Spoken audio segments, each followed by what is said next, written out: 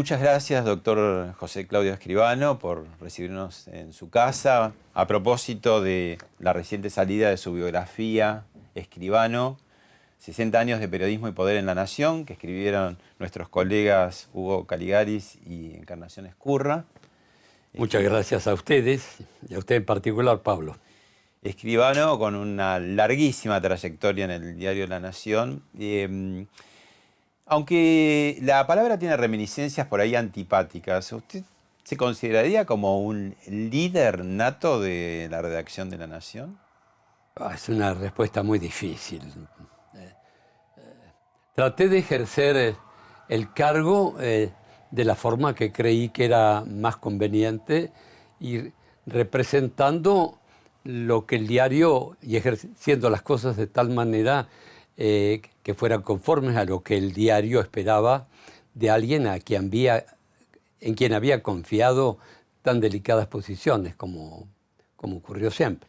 Usted ingresó en el año 56, pero detrás de usted tenía 5 generaciones, ¿no? Así es. Bisabuelo, abuelos, primos de su mujer, tío, ¿no? Sí, sí, casi una cultura familiar, ¿no? Casi predestinados a tener algo que ver con la nación. Las noticias son más o menos las mismas en decenas de diarios argentinos, porque suceden cosas, pero ¿qué es lo que tiene de distintivo La Nación? ¿Qué es lo que usted cree que tiene de distintivo La Nación respecto a otros diarios? Cuando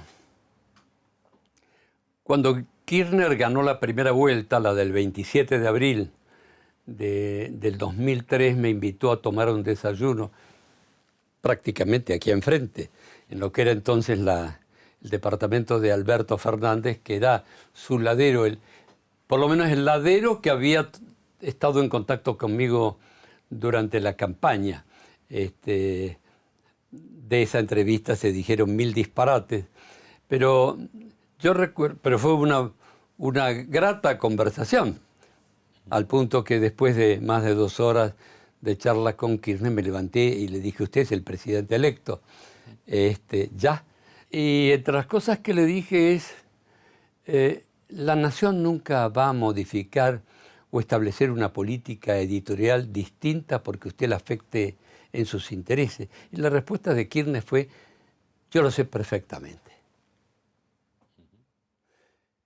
La política, la cultura política argentina se ha endurecido mucho desde 2003 hasta aquí, de modo que yo no sé con qué énfasis podría volver a repetir, nos ocupamos del terreno doctrinario mucho más que de las personas. Ahora el periodismo se ocupa bastante de las personas y a veces menos de lo doctrinario. Creo que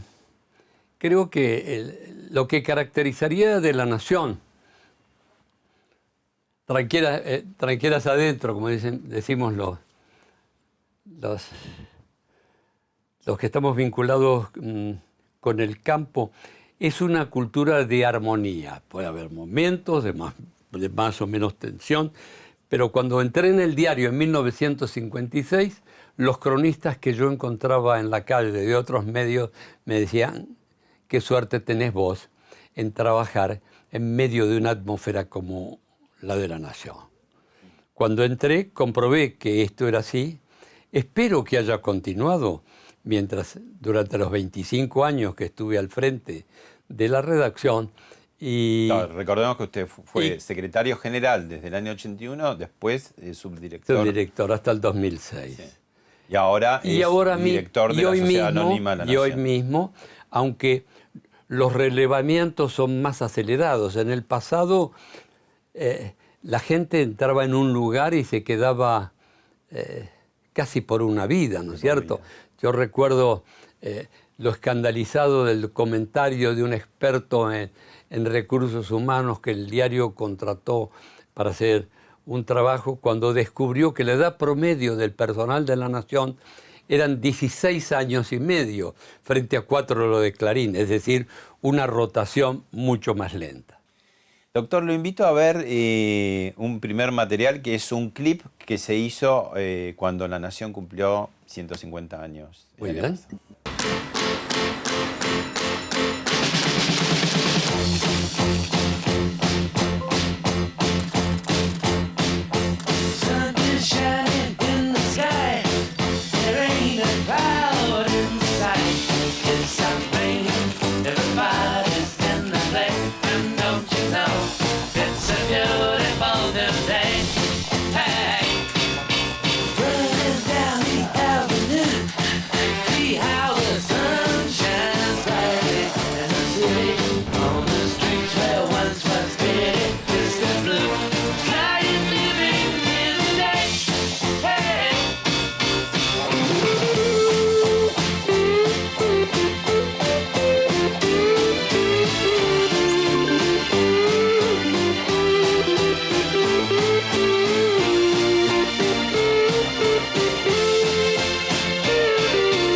Me dice muchas cosas.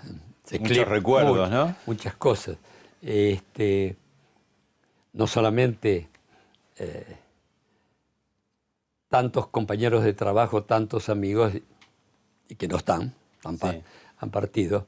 Me hace recordar muchísimas cosas, pero además todos los cambios fenomenales que han ocurrido. Entrar en una parte de San Martín 344 y entrar en una fragua, había fuego.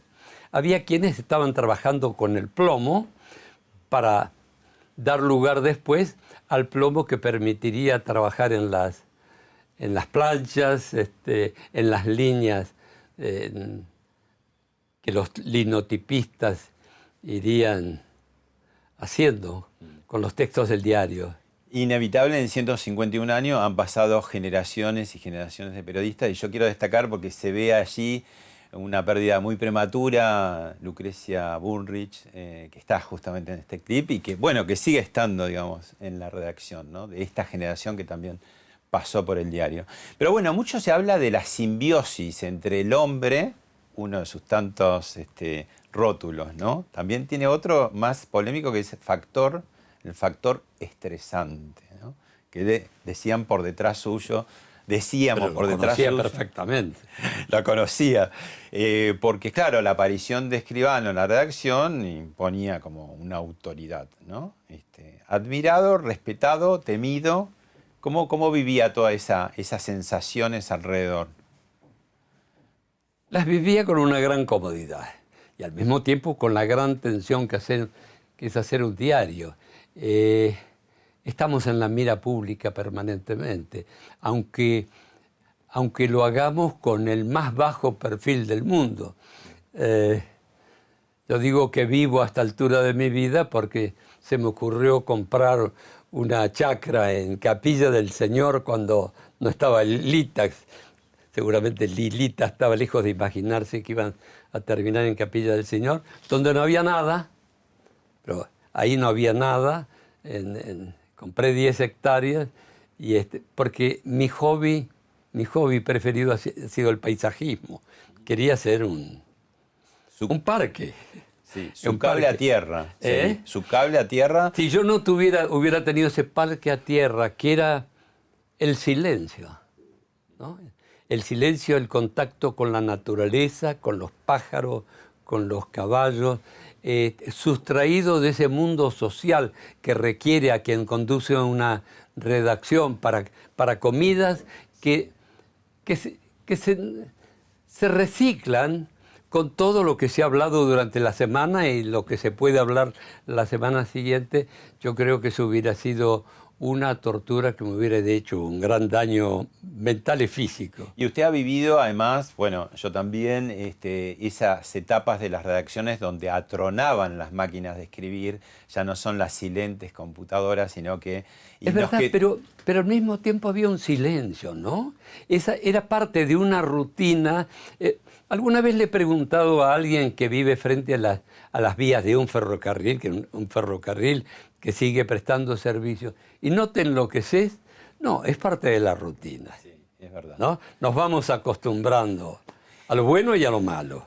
El flamante director del Diario de la Nación, Fernán Zaguier, le dejó un mensaje para usted. Caramba. Hola, Doc. Para vos solo tengo palabras de agradecimiento y de reconocimiento. Ha sido realmente un lujo, y es un lujo, porque seguimos viéndonos seguido, pero ha sido realmente un lujo compartir tantos años la redacción con vos, para toda una generación de periodistas que creció simplemente observándote. La Nación ha estado en las mejores manos durante décadas, en tus manos, y siempre nos transmitiste a la redacción que lo más importante que tenía el diario éramos nosotros, los periodistas. Así que gracias por tanto y te quiero mucho. Chao, campeón. Yo también, Fernán, y vos lo sabés. Lo conozco de los 19 años, cuando entró en el diario, pero era amigo de antes de su padre, de Julio César Zaguier, padre que fue intendente de la ciudad de Buenos Aires en la época de Alfonso. Y me alegró mucho que los accionistas decidieran que fuera el director del diario. Usted acompañó en el año 1994 un momento muy particular, muy difícil e interesante, podríamos decir, provocador, en la historia de una empresa centenaria. ¿Qué hice ahí? Como un cambio de que hubo accionario, ¿no? Una parte de la familia toma el control, los Zaguier, que también son Mitre, hay que decir, ¿no? Desde luego. ¿No? Pero bueno, que implicaba como un cambio. Para la calle era un cambio. Sí, y para adentro también. Y usted hizo ese puente, ¿no? Sí. ¿Cómo fue, digamos? ¿Fue fácil, difícil? Fue muy fácil porque por esas cosas de la vida era aquel a quien los accionistas que estaban fuera del grupo mayoritario encabezado por el doctor Mitre, se acercaban a mí con sus quejas para que yo le transmitiera al director y para que las hiciera mías, desde luego. Y la verdad que las hacía mías y las transmitía con el tacto, pero al mismo tiempo con la firmeza que correspondía. Yo creo que eso fue una de las razones principales, esenciales, para que cuando hubo un segundo grupo mayoritario, la primera decisión fuera designarme subdirector. El cargo de subdirector en La Nación estuvo vacío por 27 años. En 1968 La Nación adoptó por primera vez en la vida la norma que estaba en vigor en tantas empresas, que era, bueno, muy bien, a partir de tal fecha, julio de 1968, todo aquel que tenga más de 67 años cesa en sus funciones. Doctor Balmaya tenía 73 años, pero el secretario general de redacción tenía 78. El primer secretario de redacción que yo conocí, que se llamaba don Miguel Ángel Fulle, en 1956 tenía 78 años. Había entrado en La Nación en 1901, en la corresponsalía de La Plata. Vale decir que había conocido a Mitre, había estado en la redacción del diario durante los últimos 5 años, aunque Mitre, viviendo al lado, pisaba poco el diario, pero con Mitre en vida. Vale decir que a través de Fulle yo me vinculaba con los albores de La Nación, con 1870, aunque no quisiera. Leo ahí en el libro una parte, dice, hablando de usted, ¿no? Corporizó, Claudio Escribano, el apogeo y la decadencia de los diarios impresos, y su propio ciclo vital coincidió con ese proceso. ¿En qué punto está el periodismo ahora mismo? Y bueno, yo creo que los autores del libro, que conviene subrayarlo, dispusieron de la más absoluta libertad, hasta de 40 biblioratos que están en otro piso en casa, con contenido que yo no conozco, y ellos sí, porque mi maravillosa secretaria, Ana María Layuz, tenía instrucciones de que todo anónimo de servicios de inteligencia o amenazas o imbecilidades no me Fueran lo a parar. pasara, no me Fueran interesaba directo ahí. verlos. Yo no soy un lector de redes sociales porque no me interesa. Jamás me paré en la calle Florida. ¿Se acuerda, Pablo, que los grupos que se armaban y se organizaban frente a las pizarras de los diarios en la calle Florida o en las capitales de provincia donde los grandes diarios nacionales Ponían los o locales titulares. ponían los titulares y ahí se armaban grupos? Son los precursores de los tweets, porque eran... Son los precursores de los tweets, pues no cabían más, por pizarra no cabían más de 140 Y es cierto que se caracteres. Pero también estaban trabajados, como hoy Wikipedia puede estar trabajada, como bien han dicho algunos amigos, como Luis Alberto Romero en La Nación. La otra vez leí algo interesante, no me acuerdo quién, decía, con esta cosa de la grieta, ¿no? De que se habla más desde un lugar, la camiseta puesta tanto a favor o en contra del que sea, Sí. ¿no? Si de alguna manera el periodismo nos está volviendo un poco a lo faccioso del comienzo, del origen, que fueron los diarios, incluso La Nación, antes de ser La Nación Argentina, Sí, o sí. El Nacional, o lo que eran los diarios de los políticos, Sí, ¿no? ahora yo discrepo profundamente con la palabra grieta porque creo que es una muletilla y detesto las muletillas. Yo cuando en una crónica comienzo a leer una crónica y veo la palabra disruptiva o empoderar, esas cosas que se ponen de moda, dejo la lectura. ¿Te volvió Yo más? detesto la palabra grieta, Sí. porque me parece que es una palabra falsa y no hay grieta, hay abismos. Es peor que la... Hay abismos. Es mucho peor que la grieta, entonces. Pero desde luego, grieta es mi mujer me sirve la sopa está fría, yo le digo, escuchame, me serviste la sopa fría, bueno, andate a comer enfrente, y a la media hora nos estamos dando un beso. Eso es una grieta. Pero lo que hay, lo que hay entre una parte de la sociedad y otra es un abismo, es decir, toda una franja social importante del país que se desinteresa por los ataques que pretenden la demolición de un poder judicial independiente, el desprecio por la libertad de prensa, el caradurismo con el cual se apropian funcionarios públicos de recursos que conciernen al Estado Nacional y por lo tanto al bolsillo de los contribuyentes. Eso, para mí, no da lugar a una grieta, da lugar a un abismo. O estás de un lado o estás del otro. Después está muy bien, conversamos, el diálogo nunca debe romperse, y esa otra cosa de la que no debemos olvidar.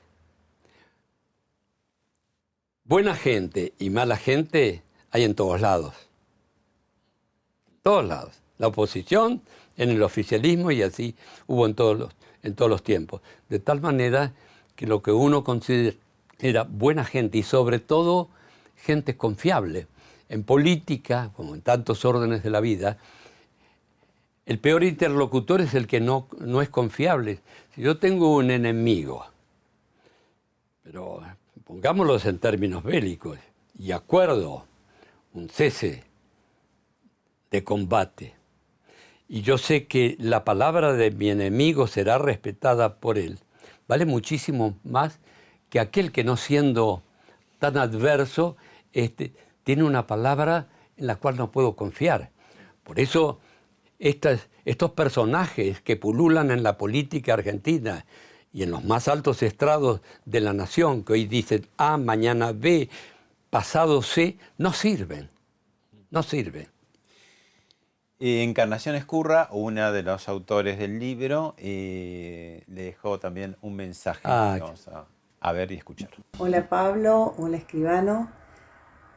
Quería traer a este repaso que estarán haciendo el capítulo que no se escribió en el libro, por lo menos no hasta el momento, que son todas las reacciones de esa primera lectura, sobre todo de periodistas, que nos hicieron llegar a Hugo Caligaris y a mí, y sin duda a Escribano, y que en ese aluvión de comentarios y de varias anécdotas se va recortando la fisonomía de un oficio, ¿no? Al cada uno destacar algo en particular y el ambiente en general que se vivía. Por supuesto también hay correcciones, hay agregados, algunas anécdotas que se completan, y todo ese murmullo que generó, la verdad es que merecería casi un libro aparte. Han estado diciendo los autores del libro que tuvieron conmigo no menos de 45 entrevistas, creo. Tuvieron muchos más y que trabajaron 2 años. Durante 2 años y 8 meses nos hemos estado viendo permanentemente. Han visto a muchísima gente y han revisado, como decía, 40 biblioratos que ocupan todo un placar. Ya no sé dónde van a entrar. Se vendrá un Una segundo palabra libro sobre Encarnación. Yo había tenido varias conversaciones, amistosas, por cierto, con quienes, primero para que escribieran una autobiografía. Hasta firmé un contrato que me presentó mi amigo Guillermo Schabelson, tal vez el más importante agente literario que ha dado en las últimas décadas la Argentina y que vive desde hace añares en Barcelona. Y de pronto me pidieron verme Encarnación y Hugo Caligaris. Digamos al público que Encarnación además es hija de un Ignacio, gran periodista a eso y iba. amigo. Claro. A eso iba. Y no tenían ningún convencimiento de que les iba a aceptar la propuesta que traían de hacer esta biografía. Y no vacilé, pero es muy interesante cómo trabaja el cerebro, ¿no? Cuando yo pienso en que automáticamente les contesté que sí, yo pensé, en esa fracción de segundos pensé 2 cosas. En la muy buena prosa de Hugo Caligaris y en que Encarnación se llamaba Escurra, es decir, mi gran amigo perdido en Vietnam en 1968. ¿Cómo hay cosas que nos llevan horas, días, meses y años en resolver, o la vida se agota y no las hemos resuelto nunca, convengamos, seamos francos, y otras que en una fracción de segundo tomamos decisiones que son importantes en nuestras vidas. La del libro fue así. Bueno, otro testimonio de alguien que usted conoce muy bien. Vamos a ver y escuchar. No quiero dejar pasar este momento sin agradecerle que me haya elegido en ese julio del año 96 para formar parte del equipo de La Nación. Es algo que considero una distinción muy importante, que la llevo en mi currículum, pero más que nada la llevo en el corazón. Gracias, Doc. Gracias por todo lo que me enseñó, por toda la paciencia que me tuvo. Gracias, muchas gracias. Muchas gracias, Ana. No quiero terminar sin hacerle una pregunta que cada vez que tomo el libro y lo leo y me atrapa, me surge. Si tuviera la posibilidad de editarlo, si tuviera las pruebas en sus manos y el plumón, ¿qué agregaría a ese libro y qué le quitaría? Nada, Ana, porque no es un libro mío. Si yo tuviera algo para decir, escribiría una autobiografía. Me parece, es un libro duro. Es un libro duro porque no es un libro, es un libro en el que afloran los razonamientos, pero también las emociones, que a veces llegan a lo profundo del ser. Lo dejaría así, no tocaría absolutamente nada. Y el caso de Ana es muy interesante. Ana Donofrio, que Ana fue Donofrio. prosecretaria general del Diario La Nación. Ana Donofrio llegó a ser prosecretaria general de de la nación. Pero acá viene lo interesante de los cuerpos colectivos, ¿no? Esa nación con una gran atmósfera, sobre la base de valores culturales establecidos desde antiguo. De pronto tienen la reacción de esos viejos pueblos de Europa, refractarios a las corrientes inmigratorias, por temor a que lastimen sus valores, que no son solo de ellos, fueron de sus padres, de sus abuelos, de muchas generaciones hacia atrás, y hay que comprenderlos también. El ingreso de Ana no fue fácil. Ella venía de revistas. Y el diariero tiene como un orgullo y tenía cierto desdén a las revistas. Ahora yo creo que en la crisis general del papel, diarieros y revisteros se fusionó, ¿no? Pero en ese momento todavía era como dos culturas, ¿no? El diario y la revista. Sí, sí, en los diarios se llegaba a decir, bueno, tal revista es un producto descerebrante, es decir, siempre en las cosas del entretenimiento y de la frivolidad. Muy prejuicioso. Pero cuando Ana entró, y entró para un cargo muy importante, y ahí tiene que ver Alberto Lederman también. Es decir, de qué manera romper la endogamia en la nación, que era excesiva. Yo reconozco que era excesiva. Y cuando ella entró, a mí me llegaban los comentarios de incomodidad de viejos redactores y redactoras, de cómo han abierto la puerta de esta manera. Y de una mujer en un cargo tan alto, además, ¿no? Bueno, desde luego, si hubiera entrado con redactora no hubieran dicho absolutamente nada. Y ablandó esa conducción de la redacción. Por solo acto de presencia, una mujer como ella puede ablandar, darle elasticidad. Al diario hay que darle, por más serio que sea un diario, hay que darle elasticidad. Yo recuerdo tantas veces en que hacíamos la tapa. Cuando la tapa estaba terminada, economía, política, un tsunami, un terremoto, el dólar había vuelto a irse a la estratosfera. Y yo preguntaba, muy bien, ¿y en esta tapa cuál es la noticia blanda? Entonces, todos entraban a mirar. Yo recordaba de algunos diarios alemanes que de pronto en primavera iba un fotógrafo por la calle caminando y captaba la imagen de una criatura sobre una rama preciosa. E iba un pájaro en la tapa del diario. ¿Para qué? Para que no se me caiga la taza de café con leche cuando estoy desayunando por noticias abrumadoras, que abruman. ¿No? Mi mujer, ¿cuántas veces me dice, no puedo seguir leyendo el diario? Pero doctor, sabe que, vamos a decirlo en castellano, hubo un eslogan en todas las redacciones del mundo durante muchas décadas que era buena noticia no es noticia. Eso era absurdo. Eso era absurdo, pero puedo contar también algo de los cuales deberíamos avergonzarnos. Ese es casi un eslogan de quienes detestan al periodismo en sus libertades de manifestación. ¿Qué pensaba este chico? ¿O qué quería hacer? No, tenía 3 años. A ver, sí, tenía 3 años.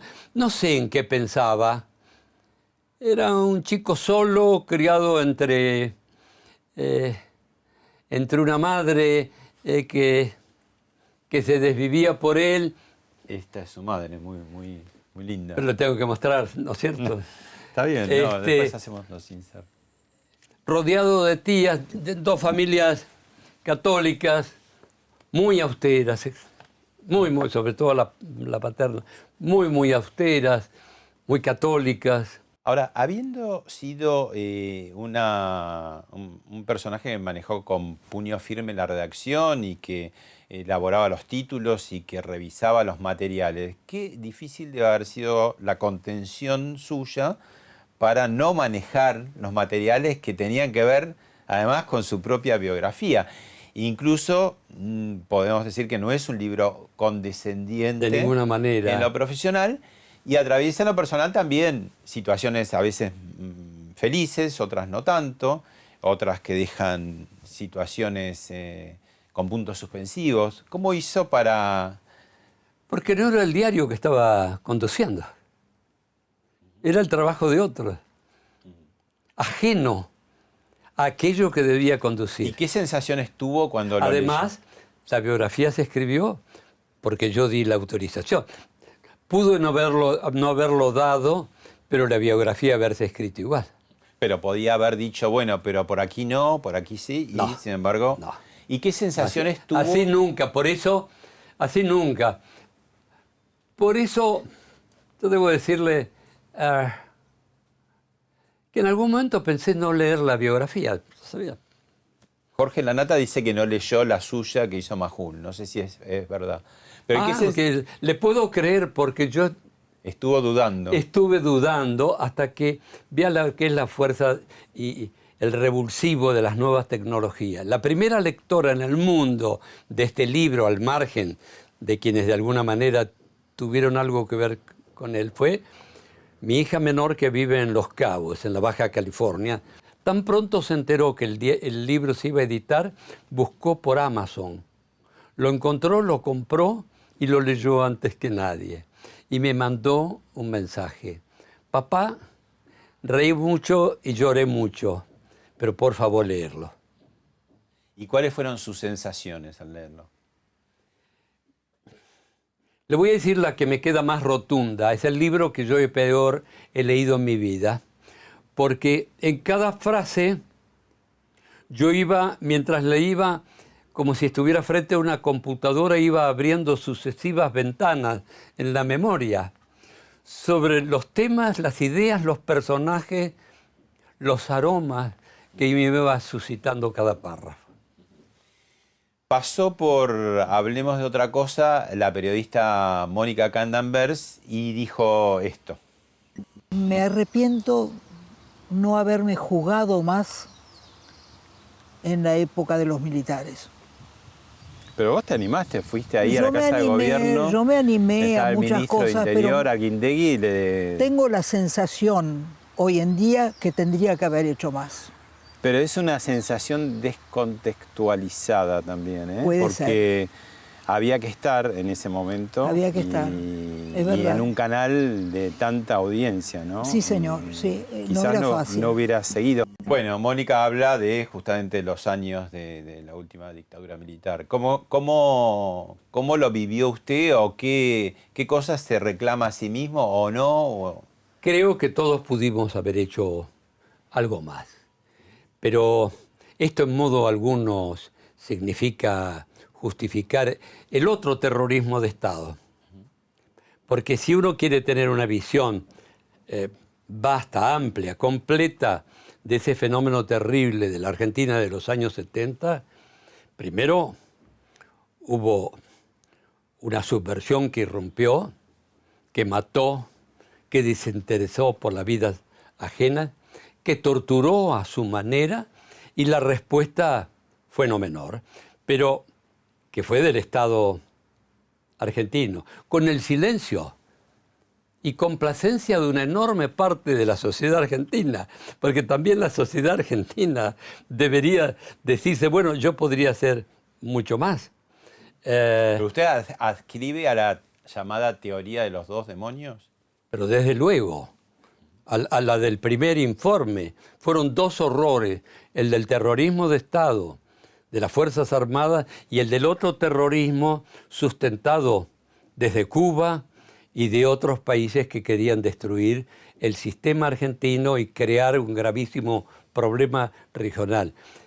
Pero no es la peor guerra que... de los 70 no se entiende sin el estado de la Guerra Fría, en la cual se debatían las dos grandes potencias enfrentadas y por debajo de ellas se había alineado una gran parte del mundo. Pero no es peor, digamos, que un Estado Desde luego, desde luego, desde luego. Desde asuma el luego. terrorismo. Pero desde luego, desde luego. Usted ya en mayo del 76 habló que había unos centenares de presos políticos. 800 y algo. Tuvo Y esto cortocircuitos con hubo las un fuerzas cortocircuito. Fui advertido de que iba a tener que comparecer ante el general Suárez Mesa.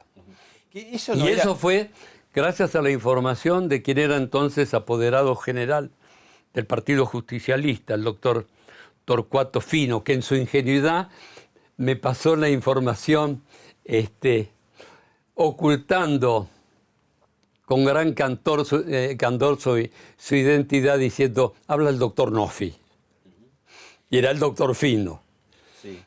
Hubo también un atentado al que fue secretario general de redacción, Octavio Hornos Paz. ¿Usted tuvo amenazas del almirante Sí, Macera? yo recibí amenazas que fueron no menos intensas en los años 90, en los cuales el diario estuvo involucrado en el tema del soldado Carrasco I. Y hubo otro episodio que también nos trajo problemas. La amenaza directa del almirante Macera, que después se retractó. Pero siempre mi composición del lugar era que no había que victimizarse.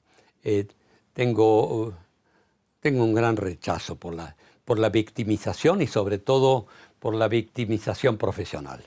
Usted pasó Sé que el oficio nuestro exige piel dura. Sí. Usted aborreció estar pupilo en el Liceo Naval, pero el libro dice, y usted estará de acuerdo, que ese sufrimiento terrible fue tributario de rigores que lleva muy internalizados. Sí, fue un sufrimiento terrible haber estado en ese colegio pupilo, pero yo tengo un profundo agradecimiento al Liceo Naval, aunque a fin del tercer año llamaron a mis padres y le dijeron, este chico no tiene ninguna aptitud militar, sáquenlo.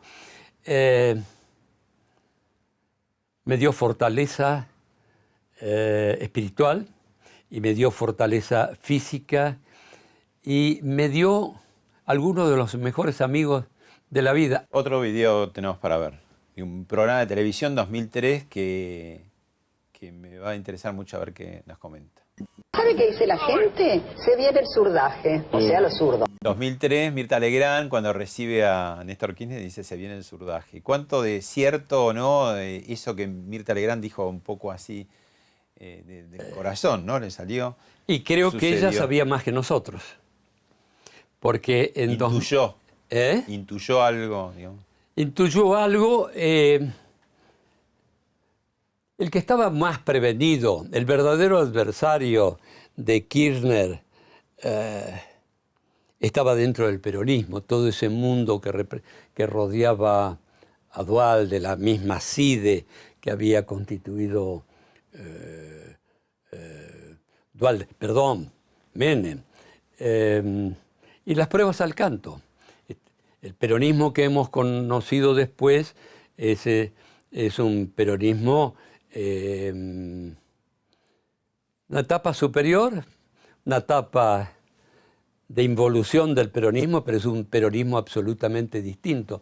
Es un peronismo que recoge todo aquello que ha quedado en banda con la implosión del comunismo de los años 89-90. Hay elementos que vienen del trotskismo, pero el trotskismo siempre estuvo presente en el peronismo por la facilidad que le hablaron un mismo lenguaje, un lenguaje de sesgo nacionalista, contrariamente al comunismo, donde había puntos de contacto con el liberalismo. Yo me sentía muy cómodo hablando con el Suslov del Partido Comunista Argentino, que era un hombre brillante, Rodolfo Rodolfo Yoldi. Ahora, usted trajo en 2003, había escuchado, tenía varias fuentes del Consejo de las Américas que decía que el gobierno que iba a asumir, el de Néstor Kirchner, no iba a ser duradero. Y usted lo puso en tapa de La Nación. Ahora, Horacio Berbisky se lo imputó y en la historia queda como que usted dijo que iba a ser. Mire, el que lo imputó así en definitiva fue el presidente Kirchner, porque de lo contrario nadie habría estado en condiciones de revelar la conversación que habíamos tenido. Pero todo fue una narración falsa. La periodística, una narración falsa. Las miles de repeticiones que se han hecho han sido falsas. El pobre Alberto Fernández, que ha estado tan interesado en que no se encuentre en ninguna librería de Buenos Aires su libro de memorias de su participación en la escena pública en los años del siglo XXI, coloca en un punto importante las cosas en su lugar. Yo no pedí una entrevista con el presidente para llevarle ningún ultimátum, como fue el disparate periodístico. Fui invitado, ¿no?, 2 veces. Yo estaba en Córdoba, 4 días después con mi mujer y unos cuñados, cerca de la cumbrecita, en General Belgrano, Villa General Belgrano. Sonó el teléfono, Alberto Fernández, que me invitaba a desayunar. Con Kirchner. Era el presidente electo, virtual, no hacía falta la segunda vuelta, aunque él había salido en segundo lugar. Y esto siempre me dejó el deseo de que alguna vez haya, en lo que concierne al balotaje, alguna cláusula que diga que si el segundo renuncia a su postulación, ocupe en su lugar el tercero. Solo el 22% lo había votado y se convirtió en presidente porque el que había obtenido 24 advirtió,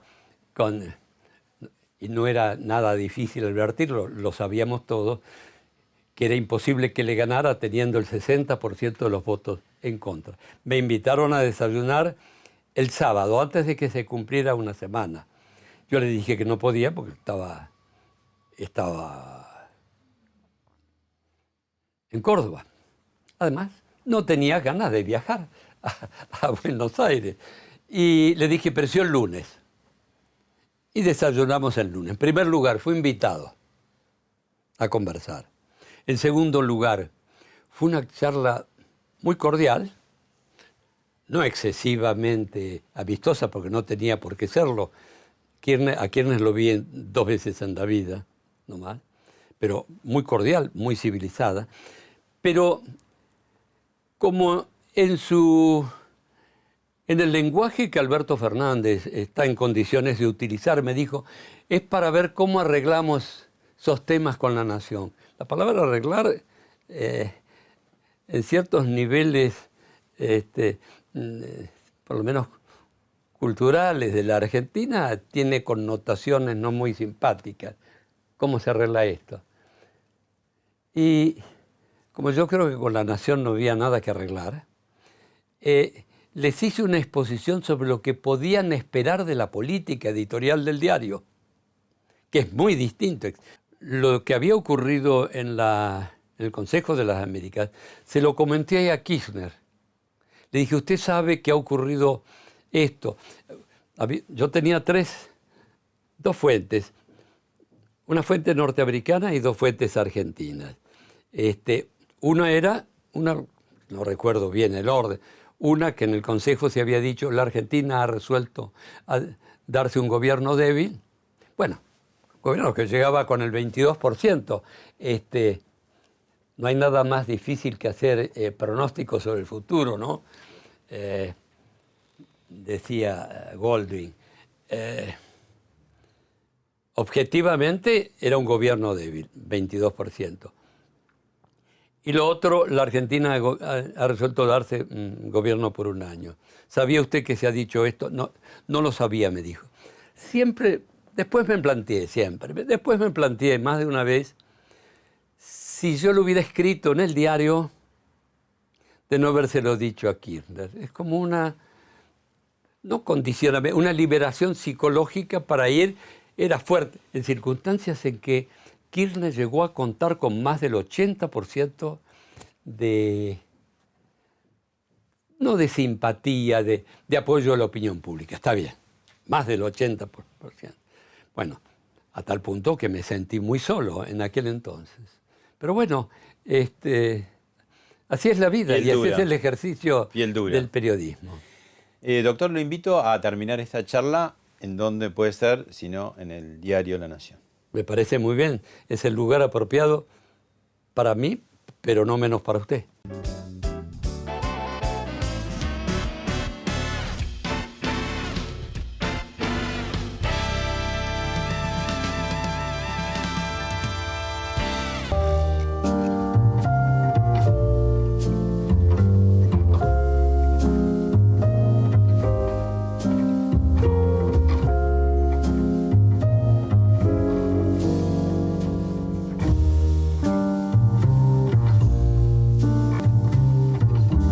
Doctor, estamos ahora en su despacho, el 5º piso del diario La Nación, acá en Vicente López, Libertador al 100. Y bueno, hablamos mucho de historia, de Néstor Kirchner. ¿Qué pasa ahora? ¿Cómo está viendo este gobierno? El 4º gobierno kirchnerista, muy peculiar, ¿no? Donde el poder... Para decir algo distinto, debería decir que el ejercicio de la profesión lo he hecho sobre la base de un gran escepticismo, porque solamente me he rendido ante la evidencia de la prueba, es decir, un escepticismo hasta profesional, llevado a tal punto que hasta creo en los milagros. Creo que solamente un milagro salva a este país. Bien. Usted tuvo colegas como Bernardo Neustadt, Jacobo Timerman, Mariano Grondona, Jorge Lanata, que hicieron de una vidriera, se hicieron muy notables. Usted ha sido muy notable, pero para el Círculo Rojo, para los presidentes, los ministros, los comandantes militares, pero el gran público no lo conoce tanto. ¿Por qué decidió eso? Una cuestión de personalidad, tal vez un grado acentuado de timidez, porque disfruto de la soledad mucho. Una historia que podría haber cambiado incluso una casa real en Europa, Holanda, Máxima Zorreguieta. Cuéntenos brevemente cuál es esa historia. La encontré a Máxima un cierto día, venía de almorzar en Sabot, mi restaurante preferido, sobre 25 de mayo. Cruzaba Alem y enfilaba por Tucumán hacia el edificio de Bouchard. Yo no recuerdo si lloviznaba, yo iba algo cabizbajo y me llevo por delante una mujer y digo, perdón, Máxima. Máxima es sobrina segunda de mi mujer. Y cuando me encuentro con ella le digo, discúlpame Máxima, no he hecho nada. No te preocupes, me voy a vivir a Nueva York. ¿Qué había pasado? Su padre 2 o 3 meses antes me había mandado una carpeta con el currículo de su hija Máxima, que trabajaba, creo que en la banca privada del Banco Boston. No se había sentido cómoda, había renunciado y había quedado en el aire. Y el padre me había enviado su currículo para ver si yo me podía ocupar para encontrarle algo para Máxima. Y esas cosas del destino, que me pasé la vida pidiendo cosas hasta departamentos por ordenanza, compañeros, que el banco hipotecario, que esto, que el otro. Y por esas cosas del destino, esa carpeta quedó 2 o 3 meses hasta que la encontré a Máxima sin moverse. ¿Por qué? Porque no hice nada y se lo dije. No he hecho nada, no te preocupes, me voy a vivir a Estados Unidos. Este sería el cisne negro al revés, ¿no? Claro. Porque si hubiera conseguido algo, quizás se quedaba acá y no conocía en Estados Unidos a Guillermo de Orange. Bueno, la predestinación.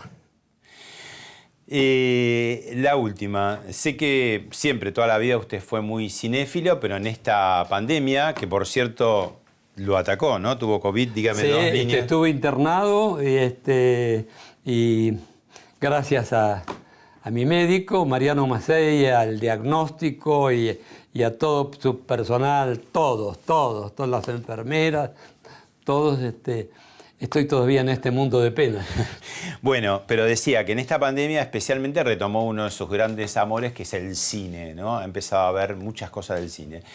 Y yo quería cerrar con algunas imágenes que nos acompañan del Ciudadano, ¿no? De Orson Welles, porque Epa. ahí cuenta, no es que sea No. Hearst, ni mucho menos, ni Ciudadano Kane, pero sí un hombre de poder en la prensa, ¿no? Que al final de su vida él añora, como no estamos espoleando, porque todo el mundo ya esta película la hemos visto, añora algo de su infancia, ¿no? Su trineo, el Rosbud, ¿no? Esa marca, decían, ¿qué es eso, no? ¿Cuál sería eso más entrañable, más, no sé, entre feliz o entre doliente, que tiene que ver con los afectos, con, no sé, cosas de su infancia? ¿Cuál sería su talismán más personal, no?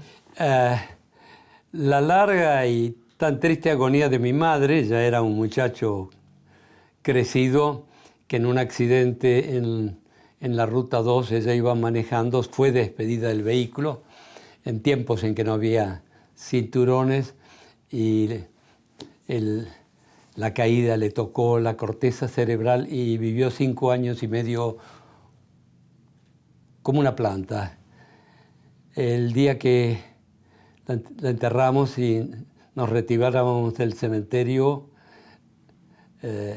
yo me dije a mí mismo, vi la muerte todos los días, 5 años y medio. No quiero para mí ni para ninguno de mis seres queridos una muerte de esa naturaleza. Y la otra cara, bien de muchacho, todo lo que me he divertido en las canchas de fútbol como un fervoroso hincha de San Lorenzo de Almagro. Y le cuento una anécdota de este diario.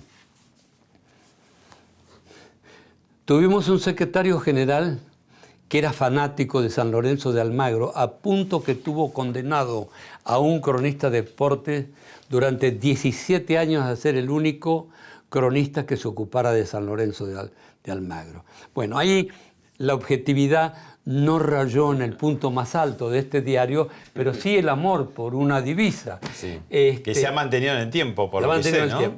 Después de Alfredo Calisto, que es era secretario general, vino Octavio Hornos Paz, que entró en el diario por la amistad del padre de quien sería su mujer con el doctor Pinto de la época gloriosa de San Lorenzo de 1956, de Blasina, Banzini, Basso, etc. Y luego me tocó mi turno. Y el siguiente fue el turno de Fernán Saguier. Moraleja, para ser secretario general de la Nación hay que ser hincha de San Lorenzo. Si se sabe leer y escribir, mejor. Muchas gracias, doctor. Gracias. Muchas gracias.